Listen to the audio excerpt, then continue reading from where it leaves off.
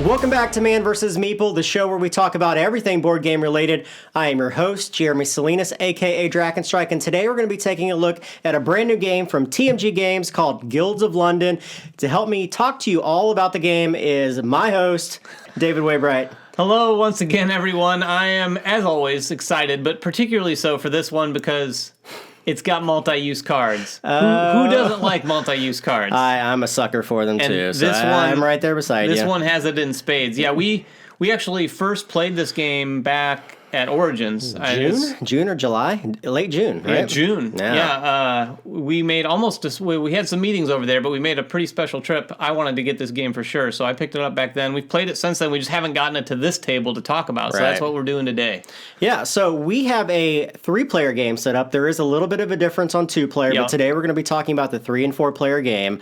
To set up the game, you're going to have a guild hall, which is kind of a neutral area in the center of the board, and around the those 2 tiles, you'll have 10 tiles that are randomized at the beginning of the game. So, there's some special tiles like these here that have multiple colors on them. I think you include one of those for sure in the initial setup, but then everything else is random, and there's a ton of tiles in this game. You don't even use them all in a full game. Yeah. So each game is very different. You're putting them out in different orders each time. I'll explain a tile to you guys real quick. So a tile basically has a couple different functions to it. One is the number of majority, or the number of players that will need to occupy that space in order for the tile to score. Yeah, you resolve a tile once there are 4 liverymen on that tile. This is a guild hall banner. This is a color associated with that guild. Yeah, and there's 4 in there. These are the cards that you'll have to use to match to be able to go to those areas. And the 2 sections that are both a higher and a lower are the number of victory points or the special abilities that you will score, depending on whether or not you're first player or the second player to have majority in that location. So all the tiles are different. As you start up the game, this will always be the same, but the bottom number will be covered by these little tokens. Yeah, which is really one of the cool things is you can have tiles out here. For instance, this one right here, first place is 2 victory points, plus you get to draw 2 cards. But second place is 4 victory points. So if you're not in... it makes that second place position enticing and it's in a lot of these areas. We'll get to this in a few minutes, but there's a number of ways to adjust. Obviously, you're taking your men to these spaces, but then there's some last-minute things you can do to maybe take some guys away. So you might be vying for the second place position. It's one of the things that speaks to the variability of the game. Yeah. So the last thing on the board is the beetle. The beetle starts on, some of the tiles are all numbered, and the beetle will always be positioned on the lowest numbered tile, but there are some cards that allow you to move the beetle around, and what he does is he plays into that requirement, the majority control. So if a tile requires 4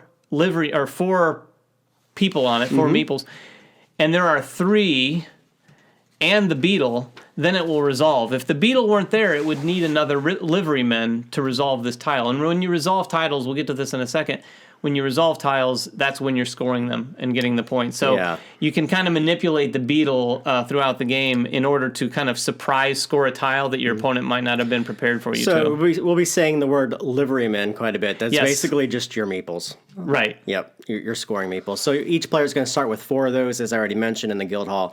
So the last step to set up is each player is going to be dealt 6 face-down cards from this giant pile here. Big pile of cards.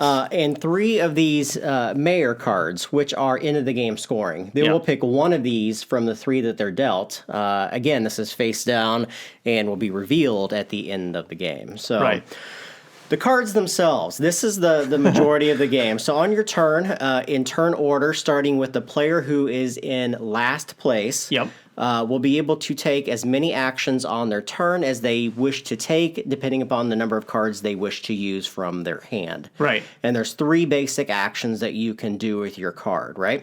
Yeah.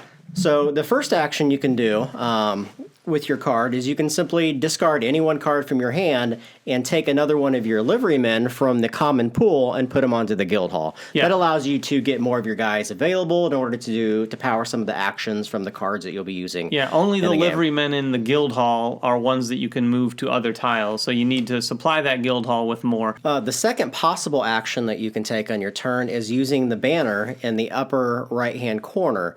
As we mentioned previously, all of these banners are different colors. These allow you to take the liverymen from your guild hall and move them to any location on the board that matches that specific color on the tile. And they don't need to be nearby. No. It's not, you're There's not no moving adjacency in the game. Tile to tile. Right. You're literally like, if there's a yellow tile way out to the edge, and like Jeremy mentioned, as the game proceeds, the board's going to kind of spiral out into a larger board. Right. You basically move way out to a yellow tile using a yellow card. You can also, I believe, use that to move. They don't have to be in the guild hall. If you've gone to a tile already and you're like, I'm not going to go there, you can move, from any other tile to. Yep. And the last action you can do This is the biggie. Yeah, this is the great part of the game and the crux of the game. There's a lot of icons in the game, and each of these represent a specific action that you can take on or in the game. To power this ability on the card, what you have to physically do is get rid of X number of cards from your hand, depending upon the coin cost of that. If you look on the back side, every card in the game is worth a coin. Yeah, so it's a very cool design. Right, so in order to power this ability, it says I need 2 coins. So to use this ability, just discard 2 cards from your hand, and then you get to take on the ability of it. Now, there are so many different actions, and to give you guys a basic idea, and this isn't even all of them. Yeah, this is the cheat sheet, which is double-sided. And with that said, once you've played a few times, it's pretty... Like everything else. All the icons make sense. Yeah. At first, these icons, a lot of them, wouldn't make sense to anyone who hasn't played the game. But once you get into it, it's really good. And like Jeremy said, that using the card as a coin, that whole, like I said earlier about multi-use cards, it just brings about the greatest decision-making in gaming. You're like, I want to use this power. Oh, but I wanted to use these powers too, but I have to use them as coins now. So just to recap real quick, what you can do with your cards is either to bring a new liveryman into the game, into the guild hall, move a liveryman from any spot on the board to another matching the color of the card, or enact the special ability of that card. So go around the table, everyone does all their actions, and then you resolve the end of the round. Yeah, one thing I definitely want to point out before we get to resolving is at the end of your turn, you're going to draw cards back up. Yeah. And you'll draw 2 if you've played any cards. Right. You'll always draw 2. But an interesting element is if you haven't played any cards that turn, and it does happen, if you decide not to play any cards, you get to draw 4 cards. And in this game, I can tell you this, if you have a good big hand of cards on the next turn, you might be able to get a whole bunch done. So you might have to sacrifice maybe a few points this round in order to set yourself up for a massive turn the next There is a hand limit, though, of 7 cards. There is a hand limit. So you do have to, after you draw up, you do have to discard. But having that hand limit of 7 is pretty big. So resolving tiles. Let's talk about this one, because this seems to be the easiest one to explain. Yeah. So I'll put this here, and we'll put this guy here. All right. Yeah, so this tile here, as you can see, it has a 2 up here. So all it required was 2 liverymen on the tile to resolve. So when you resolve tiles, you're going to start in the upper left-hand corner and go this way and resolve them in that order. So when we come to this one, we look at it, we check the requirement. Yep, it's resolving because there's 3 people here. And then we look at the presence on there. Let's say I'm yellow. I have 2. Jeremy has 1. So I have the majority. Now, you want to talk about the neutral guys at this point? We'll come back to the neutral guys later. So at this point, the way this would resolve is I would win it. So I would get 2 victory points and draw 2 cards immediately. Yep. Jeremy would get the 4 victory points. Yep. And this is when the board really gets beautiful and colorful. You flip these things over and it has a nice, really pretty representation of the guild that you've just secured. And then whoever got first place is going to put their liverymen there. And he is now a master. Right. So you've controlled this guild. And that plays into the end of the game scoring conditions from the mayor cards. A lot of these cards will play off that ability of what colors that you've acquired. Right. What are guilds? Guilds you are might the colors get in the 2 game. points for every green guild, for instance. The other thing that comes into play is Adjacency. And a lot of cards are powered by whether or not you can look at the board and it says, if you see that you have a master on the board, you can do this. If you have two masters, or if you have a master on a green tile, you may do this. Yeah. So there's lots of reasons that's going to get you kind of motivate you to, I need to be a master of that purple one because I've got a real juicy card that I want to use. Sure. So, and then any liverymen that aren't the masters go back to the guild hall. If the round ends on a gray space, two things are going to happen. There's going to be a plantation phase, and there's going to be a growth phase. The plantation phase, through card play and through uses on the board, you'll be able to use your liverymen and transplant them to this tile on the scoring board called the plantation. Right. This is another area majority portion of the game. It's double-sided, so you can actually use either side for the game. This is also counted during those gray spaces, and these give you points or cards or mayor cards for being in first and second place. It also has some icons in here. This denotes how many people have to stay and how many go back to the guild hall depending on what place you were in. So it's another one of those area majority portions of the game that you have to be aware of. So final scoring in the game is done by the victory points that you've acquired every round. So those are tallied as you go from the areas that you control and these little tokens that you control. You do score these immediately. You keep them though because there are some mayor cards that will give you extra points for how many tokens you have. You're also going to get 1 point for every orthogonal placed master that you have on the board. So if there was another yellow in this location and he was a master of that, you get points for that adjacency. Exactly. So I want to wait till the end to talk about the neutrals because I think that's going to play into the pros and the cons for both of us on how it plays in. So let's talk how they're used. Yeah, let's talk about our pros and cons because I think we can explain it as we go into the pros and cons. So I know that this is a point of contention for you because every game we've played, they've played into your enjoyment of the game. So go ahead and talk about them and talk about a con because I know that's what you're going to bring up. I'll say I don't think it's a knock against the game. It's just more to my tastes. The neutral liverymen inject a significant amount of take that. Sure. I mean, a significant amount of take that into the game. So the way they work is when you're resolving a tile during a vote, say I had 2 guys and Jeremy had 1, like we said earlier. If Jeremy has played cards earlier in the game or gotten bonuses that allowed him to have neutral liverymen, he's just got them sitting here lurking in the shadows. It's called the negotiation phase, which is not... I don't know. Negotiation is the diplomatic way of putting it. Right. So when we get to the voting phase, before the vote occurs, anyone in turn order has a chance. And even if they don't have players on the tile... They can mess with you by kicking... mess with the vote. Yeah.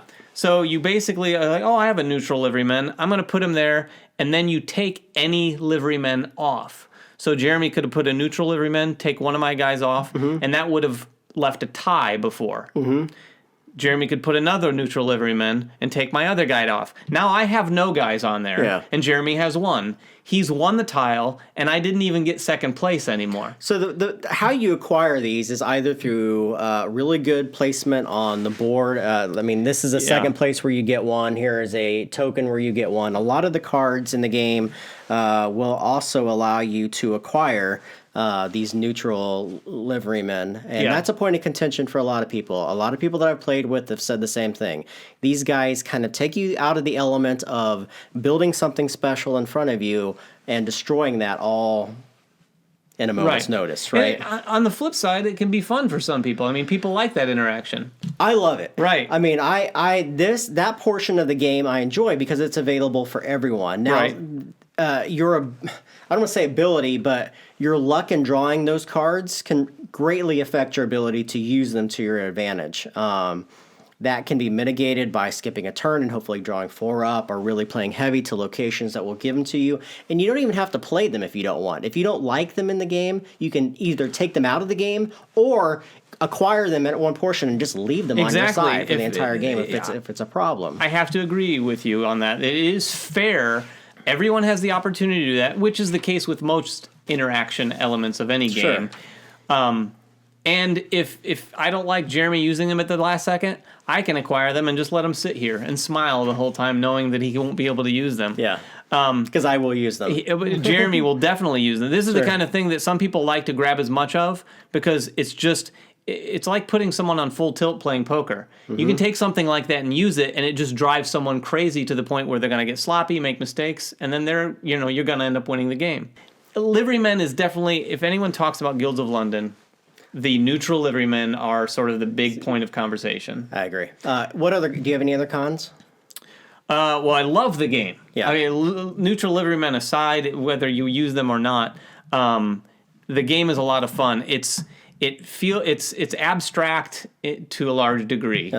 But the area majority, which isn't normally my favorite, in something like this is a lot of fun. I like, honestly, the multi-use cards are fantastic. Right. So that alone kind of sets this game. I'll go into one of the negatives is the iconography. It's a steep curve to ask people to learn, especially for non-gamers. There's a lot of icons in the game. When I say a lot, I mean a lot. There's quite a few. Enough that they would need a double-sided sheet to show you all of them. Yeah. Having said that, I love the neutral liveryman. I love that level of interaction in the game. Like you, multi-use cards are huge for me, and this game has it in spades. There's 3 different uses for them, and your ability to craft your cards every turn in order to do really cool things with them is great. The other portion of it that I really, really like is that second place in this game seems to be just as good as first place with some of these actions on the board. Oh, yeah. You're not relegated to having to win every tile every single time. Yeah, you're not. There's no big loser on the tile. Yeah, in order to gain a benefit. Unless 3 people are vying for a tile. Although usually, if there's 2 players vying for a tile, I don't often see a 3rd and 4th player go, "Hey, I'll get in the mix." You usually leave that alone, and there's so many other places to go. Yeah, it's usually dictated by the mayor cards that you have, so people are usually generally spread out looking for different things. Your ability to not be locked into a position, so when you move, you're not moving orthogonally. Like you said, you're moving anywhere. Right. So you're not locked into there's a lot of freedom corner of the board, which is really great. It gives you the ability to change directions at any portion in the game. If you see someone going heavy for something, well, I can go for this. So I highly recommend the game. I enjoy it a lot. David, I think you would probably say the same thing. Yeah, this is. I'm so glad that we went over to Origins and picked this up. Yeah. This has been a keeper for sure. I apologize that we didn't get it out to the public sooner. Right. We know that it's been getting some coverage, but we felt that we needed to come back to it and give it even more coverage because it is a game worthy of playing, regardless of what people are saying on the internet about liverymen. If you like interaction, this game has it. It's something I enjoy. Yeah, for sure. And even though that's something I don't typically enjoy, I still enjoy the game. Cool. All right, guys. Thank you so much for watching. Make sure you subscribe to our YouTube channel, follow us on Twitter, and say hello to us on Facebook. If you have any comments or suggestions, be sure to leave those in the comments below, and we'll get back with you guys soon. Thanks so much for watching. Bye-bye. Season 1 of Man vs. Meeple is sponsored by TMG Games, publisher of great games like Yokohama, Guilds of London, and the soon-to-be-released Colosseum.